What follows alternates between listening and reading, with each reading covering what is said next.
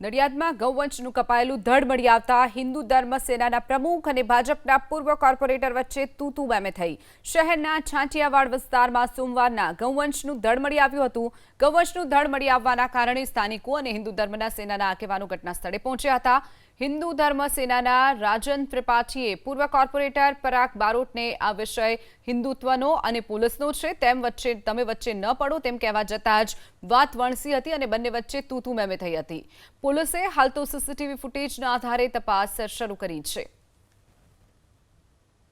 તમારામાં હિન્દુત્વ લાગણી છે કે નહીં મેમ્બર વિડિયો તારો છોકરો ને વિડિયો લઈને કઈ કૂતરું લાવ્યું પણ કઈથી એવું નહીં મેમ્બર તમે કહો છો ઘર કરી છે વિડિયો બતાવ્યું અરે પણ એ કે છે કૂતરું લાવ્યું તઈ કોણ રાખ્યું તેમ કહું છું યાર એ તો કાપેલું હતું ને કાકાને કહું છું કે તમારી વાતથી સમજ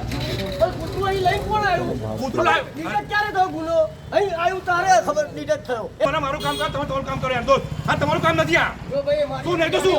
તમારી ગાડી આડી વાત કરી